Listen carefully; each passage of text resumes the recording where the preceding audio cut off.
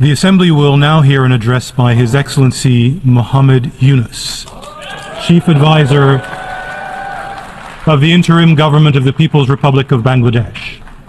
I request protocol to escort His Excellency and invite him to address the Assembly.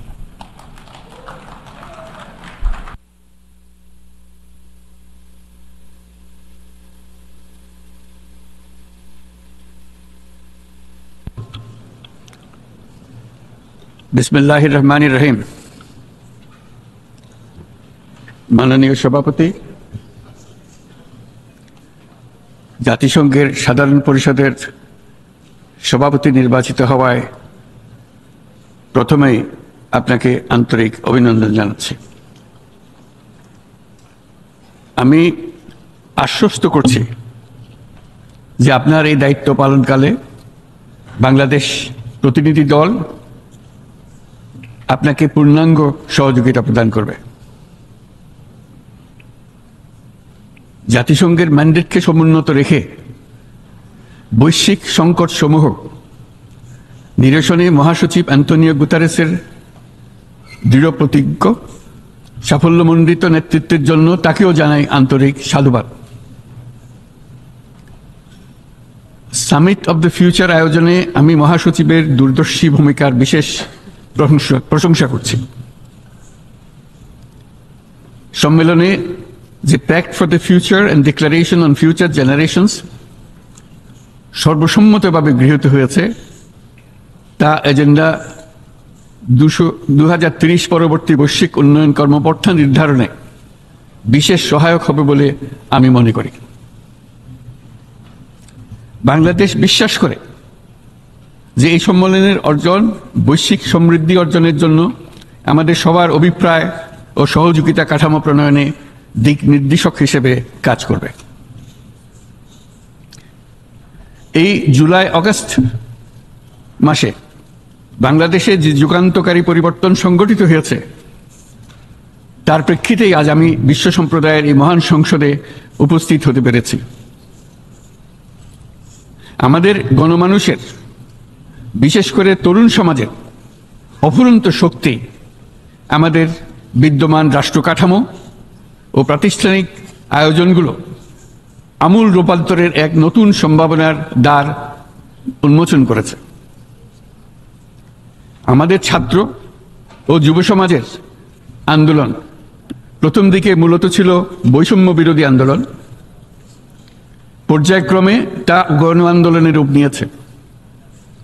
এরপর সারা পৃথিবী অবাক বিস্ময়ে দেখেছে কিভাবে সমগ্র বাংলাদেশের মানুষ একনায়কতন্ত্র, নিপীড়ন, বৈষম্য, অবিচার ও দুর্নীতির বিরুদ্ধে রাজপথ ও সামাজিক যোগাযোগের মাধ্যমে দৃঢ়ভাবে রুখে দাঁড়িয়েছিল। আমাদের ছাত্র জনতা তাদের অদম্য সংকল্প ও প্রত্যয়ের মাধ্যমে একটি স্বৈরাচারী ও অগণতান্ত্রিক শাসন ব্যবস্থা থেকে আমাদের মুক্তি এনে দিয়েছে।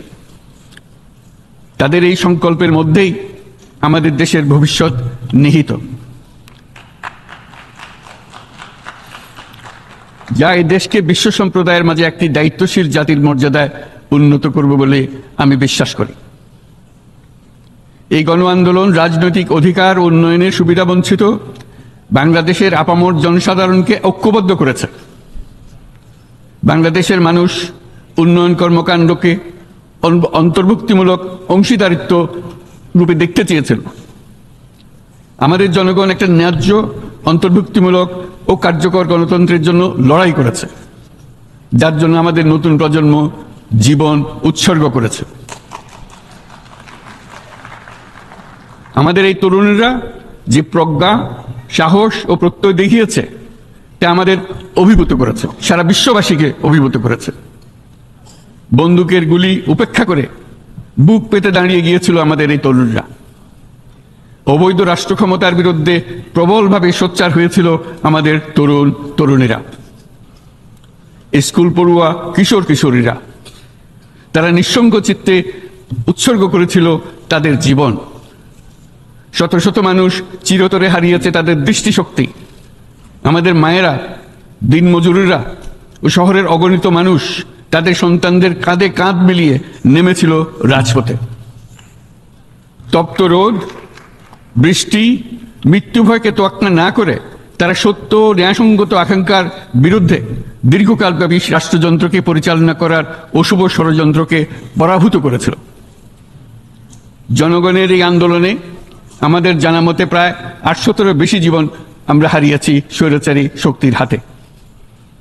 উদারনীতি, বহুত্ববাদ ও ধর্মনিরপেক্ষতার উপর মানুষের গভীর বিশ্বাস থেকেই বাংলাদেশ রাষ্ট্রের অভ্যুদয় হয়েছিল। 1971 সালে যে মূল্যবোধকে বুকে ধারণ করে আমাদের গণমানুষ যুদ্ধ করেছিল, সেই মূল্যবোধকে বহু বছর পরে আবার জেনারেশন জি, যে প্রজন্ম জি, নতুনভাবে আমাদেরকে দেখতে শিখিয়েছে। এরকমটি আমরা দেখেছিলাম 1952 সালের ভাষা আন্দোলনে, বাংলাকে মাতৃভাষা হিসেবে প্রতিষ্ঠার সময়। বাংলাদেশের এই অভ্যুত্থান আগামী দিনগুলোতে বিশ্বের বিভিন্ন প্রান্তে মানুষকে মুক্তি ও ন্যায় বিচারের পক্ষে দাঁড়াতে প্রেরণা যোগাবে। আমাদের মুক্তি ও গণতান্ত্রিক আকাঙ্ক্ষাকে বাস্তবে রূপ দিতে আমি তাই আজ বিশ্ব সম্প্রদায়কে আমাদের নতুন বাংলাদেশের সঙ্গে সম্পৃক্ত হবার উদাত্ত আহ্বান জানাচ্ছি। মাননীয় সভাপতি, যে রাষ্ট্র কাঠামো দুঃসহ হয়ে গেছে তার পুনর্গঠনের জন্য আমাদের তরুণরা, দেশের আপামর জনসাধারণ একমত হয়ে আমার এবং আমার উপদেষ্টা পরিষদের উপর আস্থা রেখে সরকার পরিচালনার এক মহান দায়িত্ব আমাদের উপর ন্যস্ত করেছে। এই দায়িত্ব গ্রহণের পর আমরা গভীর বিস্ময় ও হতাশার সঙ্গে মুখোমুখিভাবে দেখতে পাচ্ছি কিভাবে সর্বগ্রাসী দুর্নীতি একটি কার্যকর গণতান্ত্রিক ব্যবস্থাকে ধ্বংসস্তূপে পরিণত করেছে, কিভাবে রাষ্ট্রের মূল প্রতিষ্ঠানগুলোকে নির্মমভাবে দলীয়করণের আবর্তে বন্দী করে রাখা হয়েছিল, কিভাবে জনগণের অর্থকে লুটপাট করা হয়েছিল, কিভাবে একটি বিশেষ স্বার্থান্বেষী গোষ্ঠী সমস্ত ব্যবসা বাণিজ্যকে অন্যায়ভাবে নিজেদের হাতে কুক্ষিগত করে দেশের সম্পদ অবাধে বিদেশে পাচার করে দিয়েছে। এক কথায়, কিভাবে প্রত্যেকটি পর্যায়ে ন্যায় ও নীতি ও নৈতিকতা অদৃশ্য হয়ে গেছিল। এরকম এক অবস্থার দেশকে পুনর্গঠন এবং জনগণের কাঙ্ক্ষিত রাষ্ট্র ব্যবস্থা প্রতিষ্ঠিত করার জন্য আমাদের উপর দায়িত্ব প্রদান করা হয়েছে। অতীতের ভুলগুলোকে সংশোধন করে একটা প্রতিযোগিতামূলক ও শক্তিশালী অর্থনীতি এবং ন্যায়ভিত্তিক সমাজ ব্যবস্থা গড়ে তোলাই এই মুহূর্তে আমাদের মূল লক্ষ্য। বর্তমান পরিবর্তিত পরিস্থিতিতে সকল রাজনৈতিক দল এখন স্বাধীনভাবে তাদের মতামত প্রকাশ করতে পারছে। যেসব ব্যক্তি বা প্রতিষ্ঠান রাষ্ট্রীয় কাজ ও সিদ্ধান্ত গ্রহণ করার প্রক্রিয়ায় সম্পৃক্ত, তাদের প্রত্যেকের জবাবদিহিতা নিশ্চিত করাই আমাদের অগ্রাধিকার। আমরা মানুষের মৌলিক অধিকারকে সমুন্নত ও সুরক্ষিত রাখতে দৃঢ়প্রতিজ্ঞ। আমাদের দেশের মানুষ মুক্তভাবে কথা বলবে, ভয়ভীতি ছাড়া সমাবেশ করবে, তাদের পছন্দের ব্যক্তিকে ভোট দিয়ে নির্বাচিত করবে, এটাই জাতির আকাঙ্ক্ষা এবং এটাই আমাদের লক্ষ্য। বিচার বিভাগের স্বাধীনতা সংরক্ষণ ও সাইবার ডোমেন সহ গণমাধ্যমের স্বাধীনতা সুসংহতকরণে আমরা প্রতিজ্ঞাবদ্ধ। আমাদের একজন কৃষক বা একজন শ্রমিকের সন্তানও যেন সমাজের সর্বোচ্চ শিখরে পৌঁছতে পারে, সেই লক্ষ্যে বিশালকার অবকাঠামো নির্মাণের বদলে স্বাস্থ্য ও শিক্ষা খাতে বরাদ্দ বৃদ্ধির আমরা গুরুত্ব আরোপ করছি। রাষ্ট্র ব্যবস্থার সকল পর্যায়ে সুশাসন ফিরিয়ে আনাই আমাদের অভীষ্ট।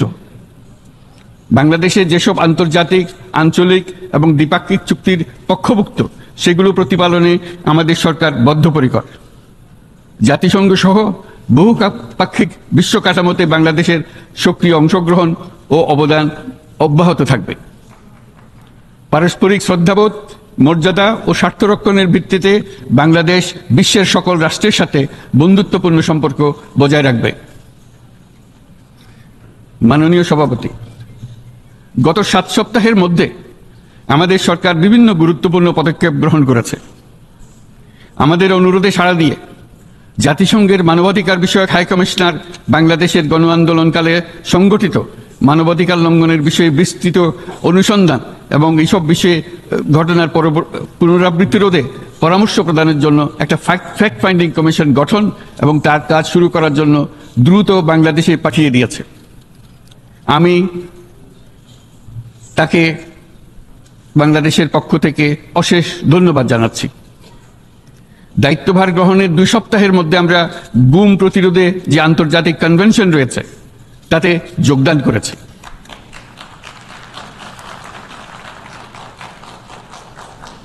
এর আশু বাস্তবায়নের জন্য প্রয়োজনীয় দেশীয় আইন ও বিধি প্রণয়নে আমরা এখন প্রক্রিয়া শুরু করেছি। বাংলাদেশে গত 1.5 দশকে যে সমস্ত গুমের অভিযোগ রয়েছে সেগুলো তদন্ত করার জন্য একটি তদন্ত কমিশন এই মুহূর্তে কর্মরত আছে। মানুষের আস্থা আত্মবিশ্বাস ফিরিয়ে আনতে এবং নির্মম অতীত যেন আর ফিরে না আসে কোনোদিন, সেই জন্য আমরা কিছু সুনির্দিষ্ট খাতে সংস্কারকে অগ্রাধিকার দিয়েছি। সেই লক্ষ্যে আমরা বিদ্যমান নির্বাচন ব্যবস্থা, সংবিধান, বিচার ব্যবস্থা, জনপ্রশাসন, আইন শৃঙ্খলা ব্যবস্থা সংস্কারের জন্য স্বাধীন কমিশন গঠন করেছি। সংবাদপত্র ও গণমাধ্যমের সংস্কারের জন্যও পৃথক কমিশন সহ আরো কয়েকটি বিশেষ বিষয়ে কমিশন গঠন প্রক্রিয়াধীন রয়েছে। ব্যবসা বাণিজ্যে অনুকূল পরিবেশ সৃষ্টির লক্ষ্যে আমরা ব্যাংক ও আর্থিক খাতের ব্যাপক সংস্কারের উদ্যোগ গ্রহণ করেছি। কোনো বিদেশি ব্যবসা বা বিনিয়োগ যেন ক্ষতিগ্রস্ত না হয় তা নিশ্চিত করতে আমরা বদ্ধপরিকর। এইসব সংস্কার যেন টেকসই হয়, দীর্ঘমেয়াদে নিশ্চিত করতে এবং অবাধ ও নিরপেক্ষ অংশগ্রহণমূলক নির্বাচনের জন্য উপযোগী পরিবেশ সৃষ্টি করতে আমরা কাজ করে যাচ্ছি। গণতন্ত্র, আইনের শাসন, সমতা, সমৃদ্ধি অর্জনের মাধ্যমে একটি ন্যায়ভিত্তিক সমাজ হিসেবে আত্মপ্রকাশের অভিপ্রায় বাস্তবায়নে আমি বাংলাদেশের প্রতি আন্তর্জাতিক সম্প্রদায়ের সমর্থন ও গভীরতর সম্পর্ক গঠন করার জন্য আহ্বান জানাচ্ছি।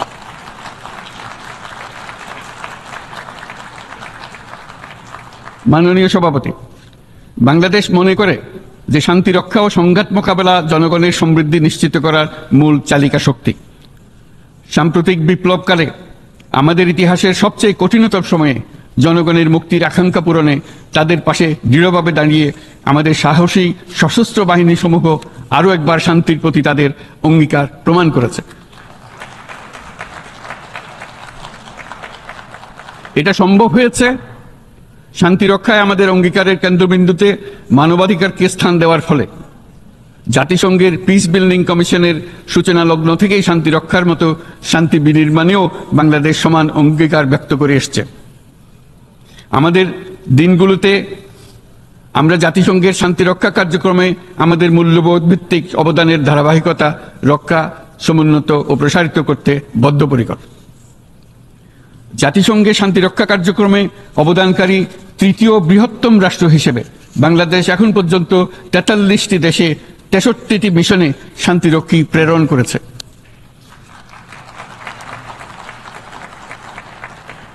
বসনিয়া থেকে শুরু করে কঙ্গো পর্যন্ত বিশ্বের বিভিন্ন প্রান্তে এসব মিশনে দায়িত্ব পালনকালে 168 জন বাংলাদেশি শান্তিরক্ষী নিজেদের জীবন বিসর্জন দিয়েছে। আমরা আশা করি যে কোনো অবস্থায় নানা প্রতিকূলতা সত্ত্বেও জাতিসংঘের ভবিষ্যৎ শান্তিরক্ষী কার্যক্রমগুলোতে বাংলাদেশের প্রতিরক্ষা বাহিনীর সদস্যরা একইভাবে অবদান রাখার সুযোগ পাবে।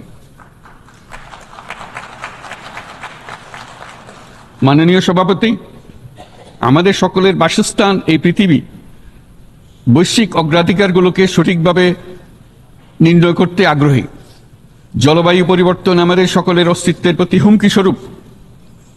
এই গ্রীষ্মে সর্বকালের রেকর্ড ভঙ্গকারী তাপদাহ আমাদের জলবায়ুজনিত পরিবর্তনের কথা স্পষ্টভাবে স্মরণ করিয়ে দিয়েছে। আমাদের যা প্রয়োজন তা হলো জলবায়ু সম্পর্কিত ন্যায় বিচার, যাতে করে দায়িত্বজ্ঞানহীন সিদ্ধান্ত, উদাসীন আচরণ কিংবা এর মাধ্যমে সাধিত ক্ষতির বিষয়ে যারা সংশ্লিষ্ট তাদের দায়বদ্ধ করা যায়। জলবায়ু পরিবর্তনজনিত দীর্ঘমেয়াদী প্রভাবগুলো অপূরণীয় ক্ষতির কারণ হয়ে দাঁড়িয়েছে। আমরা জীব বৈচিত্র্য হারিয়ে ফেলছি। প্যাথোজেনের পরিবর্তনের ফলে নতুন রোগ বাড়ছে। কৃষিক্ষেত্রে চাপ বাড়ছে ক্রমাগতভাবে। পানি সম্পদ ঝুঁকিতে ফেলছে আমাদের বাসযোগ্যতাকে। সমুদ্র পৃষ্ঠের উচ্চতা বৃদ্ধি এবং লবণাক্ততা আমাদের ক্ষতি করছে প্রতিনিয়ত। ঘূর্ণিঝড়ের সংখ্যা ও মাত্রা বৃদ্ধির কারণে যেই ক্ষতি হচ্ছে তাকে উপেক্ষা করার সুযোগ নেই। ক্ষুদ্র কৃষক, প্রান্তিক পর্যায়ে জীবিকা অন্বেষণকারীরা, জলবায়ু পরিবর্তনজনিত ঝুঁকির মুখোমুখি হচ্ছে সবচেয়ে বেশি। আমি আজ এই বিশ্ব সভায় যখন কথা বলছি তখন বাংলাদেশের পূর্বাঞ্চলে 50 লাখেরও অধিক মানুষ তাদের জীবদ্দশায় হওয়া সবচেয়ে ভয়াবহ বন্যা মোকাবেলা করে যাচ্ছে। মহাসচিব গুতেরেস আমাদেরকে দেখিয়েছেন যে বিদ্যমান পরিক্রমা অব্যাহত থাকলে বিশ্বের গড় তাপমাত্রা 2.7 ডিগ্রি সেলসিয়াস বৃদ্ধির দিকে অগ্রসর হতে থাকবে। তাই বাংলাদেশের মতো জলবায়ু ঝুঁকিতে থাকা দেশগুলোতে অভিযোজনের জন্য ব্যাপক বিনিয়োগের আহ্বান জানাচ্ছি।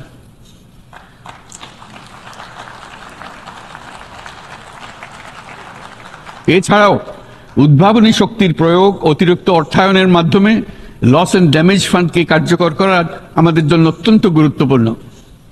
একইভাবে আমাদের প্রয়োজন প্রযুক্তির সহজলভ্যতা, সক্ষমতা বৃদ্ধি। নির্দিষ্ট করে বললে আমাদের দরকার জীবন রক্ষাকারী প্রযুক্তি, বিশেষত কৃষি, পানি এবং জনস্বাস্থ্য খাতে, যেখানে ক্ষুদ্র ক্ষুদ্র উদ্ভাবন এবং সমাধানসমূহ ঝুঁকিতে থাকা জনগোষ্ঠীকে রক্ষা করতে পারে। জলবায়ু সংকটের মোকাবেলা এবং বৈশ্বিক অর্থনীতি সুসংহতকরণে আমাদের যুগপতভাবে কাজ করতে হবে। বিশ্ব সম্প্রদায় এখন কার্বন মুক্ত পৃথিবী গড়ে তুলতে মনোযোগী হচ্ছে। বিশ্বের অধিকাংশ মানুষকে এই ধরনের পরিবর্তনের সুফলভোগী করতে হলে নেট জিরো পৃথিবীর দিকে আমাদেরকে অগ্রসর হতে হবে। বাংলাদেশের মতো দেশগুলোকে সাথে নিয়ে যেতে হবে। তা না হলে পারস্পরিক দায়িত্ববোধের মাধ্যমে পারস্পরিক সমৃদ্ধি অর্জনে আমাদের সার্বজনীন অঙ্গীকার পূরণে পিছিয়ে পড়ব আমরা। এই ক্ষেত্রে আমি বিশ্বাস করি সমগ্র বিশ্ব একসাথে 3-0 লক্ষ্য অর্জনের ধারণা বিবেচনা করে দেখতে পারে, যার মাধ্যমে আমরা শূন্য দারিদ্র্য, শূন্য বেকারত্ব এবং শূন্য নেট কার্বন নিঃসরণ অর্জন করতে পারি। যেখানে পৃথিবীর প্রতিটি তরুণ তরুণী চাকরি প্রার্থী না হয়ে বরং উদ্যোক্তা হিসেবে নিজেকে প্রতিষ্ঠিত করার সুযোগ পাবে। তারা যেন এই সম্পদের সীমাবদ্ধতা সত্ত্বেও নিজ নিজ সৃজনশীলতার বিকাশ করতে পারে, যেখানে একটি ব্যবসায়িক উদ্যোগ সামাজিক সুফল, অর্থনৈতিক মুনাফা এবং প্রকৃতির প্রতি দায়িত্বশীলতার মধ্যে একটি চমৎকার ভারসাম্য আনতে পারে, যেখানে সামাজিক ব্যবসার মাধ্যমে যে কোনো ব্যক্তি ভোগবাদী জীবনধারা থেকে উত্তরণ করে সামাজিক ও অর্থনৈতিক পরিবর্তনের সৃজনশীল শক্তি হিসেবে নিজেকে প্রতিষ্ঠিত করতে পারে।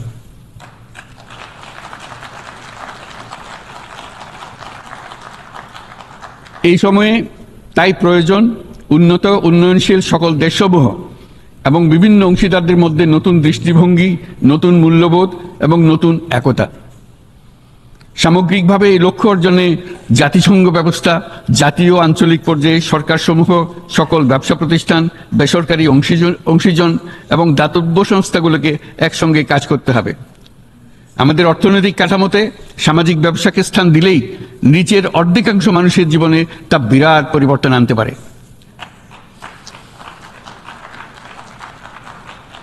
এই পদক্ষেপ একই সঙ্গে জলবায়ুর ধ্বংসাত্মক গতিকে সফলভাবে রোধ করতে পারে এবং বাজার ব্যবস্থার মাধ্যমেই এই মীমাংসা হতে পারে।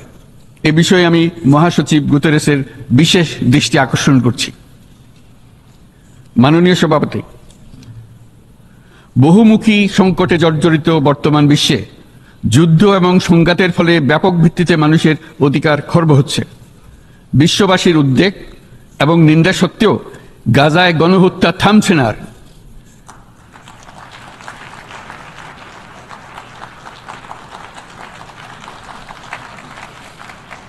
ফিলিস্তিনের মতো বিদ্যমান বাস্তবতা কেবল আরব কিংবা মুসলমানদের জন্যই উদ্বেগজনক নয়, বরং তা সমগ্র মানব জাতির জন্যই উদ্বেগের বিষয়।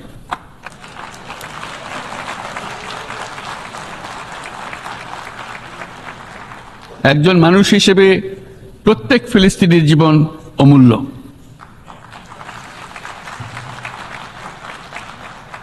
ফিলিস্তিনের জনগণের বিরুদ্ধে যে মানবতা বিরোধী অপরাধ হচ্ছে তার জন্য সংশ্লিষ্ট সকলকে দায়বদ্ধ করতে হবে।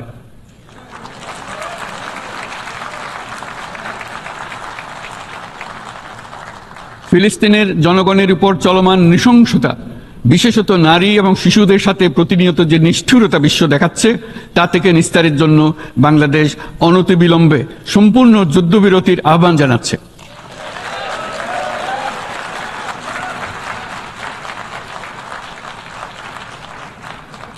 দ্বিরাষ্ট্রভিত্তিক সমাধানেই মধ্যপ্রাচ্যে টেকসই শান্তি আনতে পারবে। তাই জাতিসংঘ সহ আন্তর্জাতিক সম্প্রদায়ের সকলকে এর বাস্তবায়নের জন্য এখনই উদ্যোগ নিতে আহ্বান জানাচ্ছি।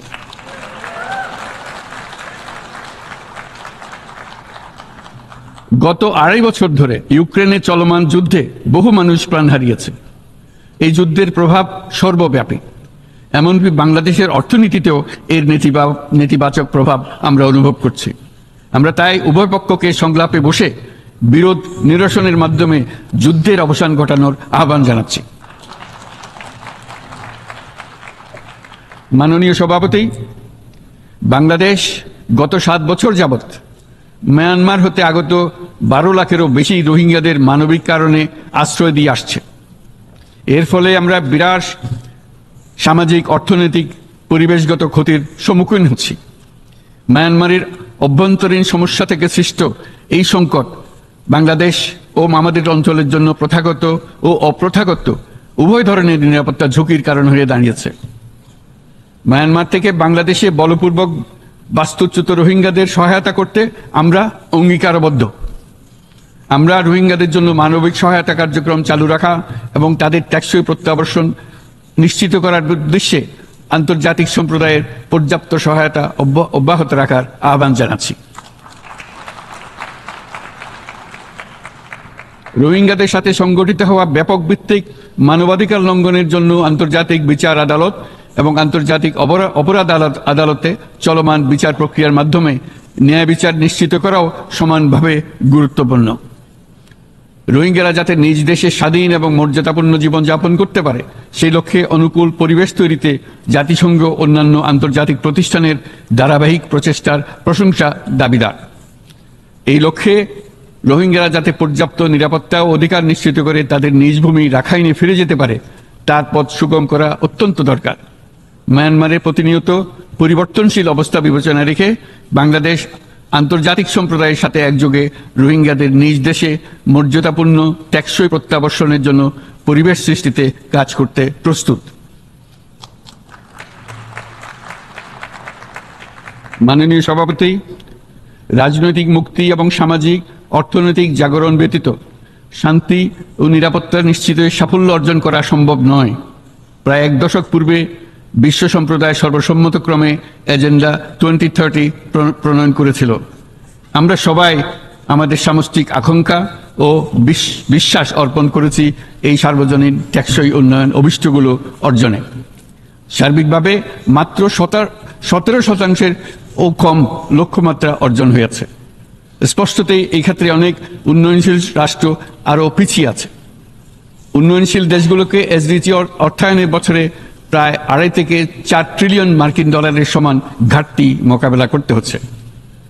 উন্নয়নশীল বিশ্বের ঋণের বোঝা, ক্ষয়িষ্ণু আর্থিক সক্ষমতা এবং জলবায়ু পরিবর্তনের ক্ষতিকর প্রভাবের কারণে বাংলাদেশের মতো দেশগুলিতে বেশি ঝুঁকিতে রয়েছে।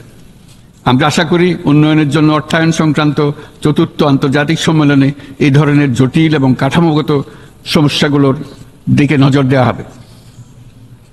বহুপাক্ষিক আর্থিক প্রতিষ্ঠানগুলোকে এমন অভিন্ন লক্ষ্যে নিয়ে যাওয়ার কাজ করতে হবে যাতে সকল রাষ্ট্র সমানভাবে সম্পদ ও সুযোগের ব্যবহার করতে পারে। তারা নিজেদের কর্মসূচিতে সামাজিক ব্যবসাকে গুরুত্বপূর্ণ ভূমিকা দিতে পারে যাতে নিম্ন আয়ের দেশগুলোর বাস্তবতাকে বিশেষভাবে মোকাবেলা করা যায়, যা ব্যবসায়ী উদ্যোগ এবং ব্যক্তির সৃজনশীলতাকে উদ্বুদ্ধ করে, যা বঞ্চিত জনগোষ্ঠীকে বিশালভাবে সহায়তা করে। এই ক্ষেত্রে অবৈধ অর্থের প্রবাহ এবং উন্নয়নশীল দেশগুলো থেকে সম্পদ পাচার বন্ধ করা অত্যন্ত আবশ্যক।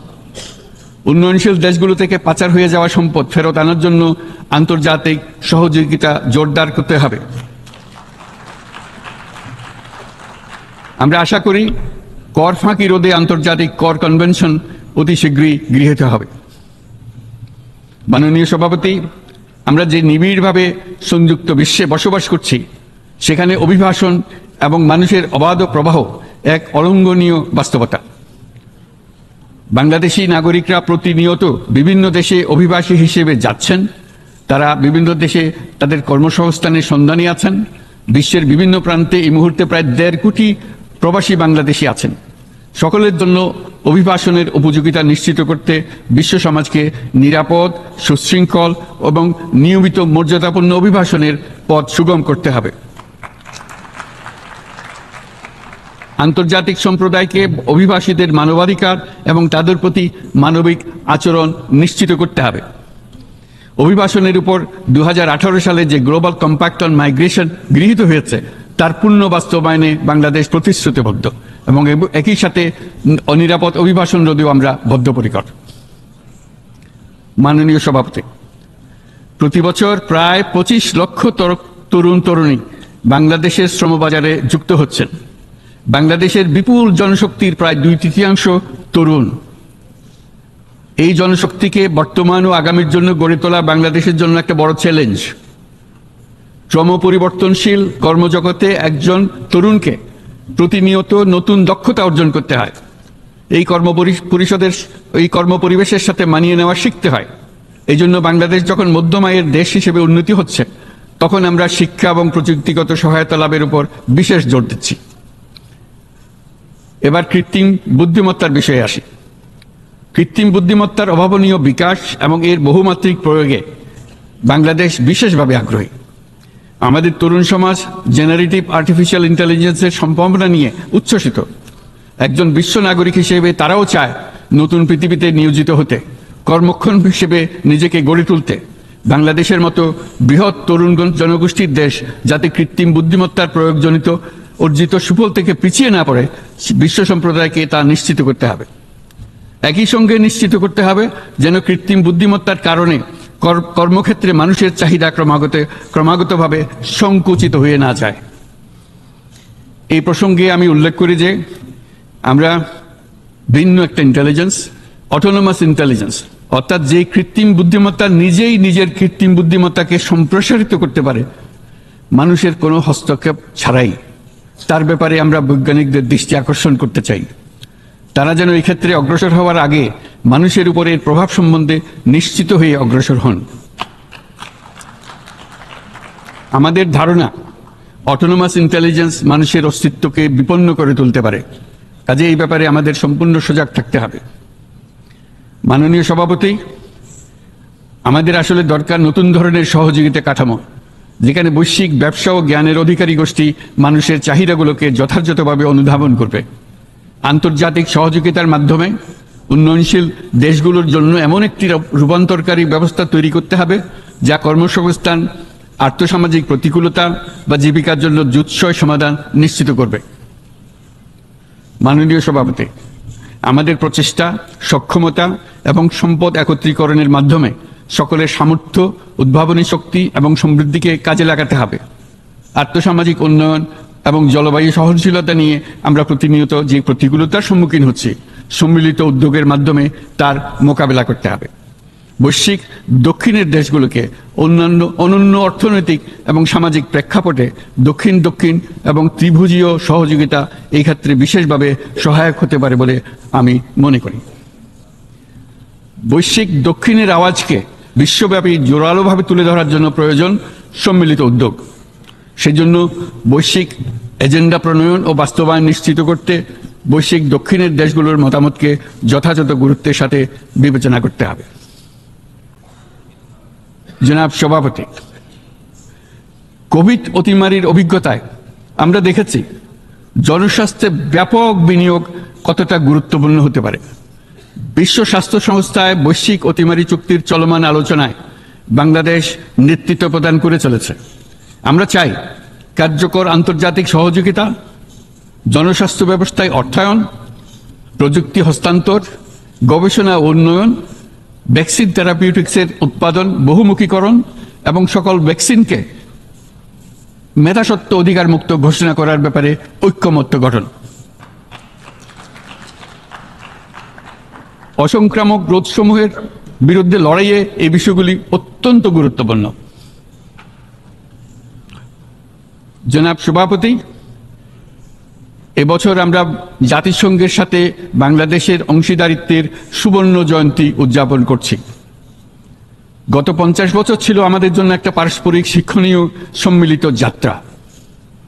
সীমিত উপায়ে বাংলাদেশ বৈশ্বিক শান্তি ও নিরাপত্তা, ন্যায়, সমতা, মানবাধিকার প্রতিষ্ঠায় ধারাবাহিকভাবে অবদান রেখে আসছে। আমাদের সমন্বিত প্রয়াসের পেছনে আছে সত্যিকার অর্থে একটি নিয়মভিত্তিক বৈশ্বিক ব্যবস্থা গড়ে তোলা।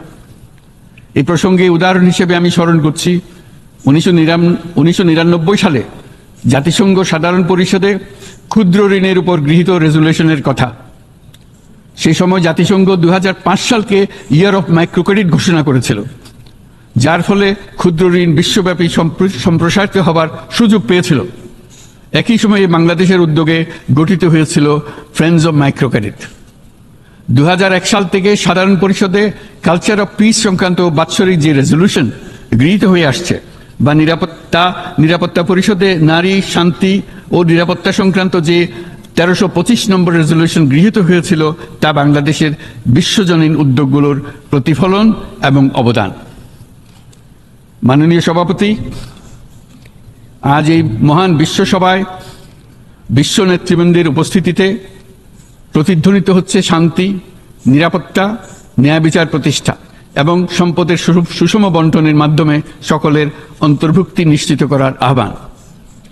সদস্য রাষ্ট্র হিসেবে আমাদের প্রত্যেককে আজ গভীরভাবে অনুধাবন করতে হবে কিভাবে আমরা নারী, পুরুষ সকলের জন্য ও আগামীর দিনগুলোতে উদ্যোক্তা হবার সমান সুযোগ সৃষ্টি এবং তাদের ক্ষমতায়ন নিশ্চিত করতে পারি। সকল বৈশ্বিক সমস্যার সমাধানের জন্য আমাদের সবার হাতে যথেষ্ট সক্ষমতা, সম্পদ এবং উপায় রয়েছে। আসুন আমরা জাতীয় বা আন্তর্জাতিক যেসব প্রতিশ্রুতি দিয়েছি তা বাস্তবায়ন করি এবং অর্থনৈতিক ক্ষেত্রে সামাজিক ব্যবসার ধারণা প্রতিষ্ঠিত করে সকল প্রকার বৈষম্য ও অসমতার অবসানে ঐক্যবদ্ধভাবে আমরা কাজ করি। বাংলাদেশের তরুণরা প্রমাণ করেছে যে মানুষের স্বাধীনতা, মর্যাদা ও অধিকার সমুন্নত রাখার অভিপ্রায় কোনো উচ্চাভিলাষ নয়, বরং এটা সকলের নিশ্চিত প্রাপ্য। আজ এই মহান সমাবেশে আপনাদের উপস্থিতিতে শান্তি, সমৃদ্ধি ও ন্যায় বিচার নিশ্চিত করতে আন্তর্জাতিক, আঞ্চলিক এবং জাতীয় পর্যায়ে বাংলাদেশে তার ভূমিকাকে ক্রমাগতভাবে জোরদার করার নিশ্চয়তা দিচ্ছে। আজ আপনাদের সবাইকে শুভেচ্ছা জানাচ্ছি, ধন্যবাদ জানাচ্ছি।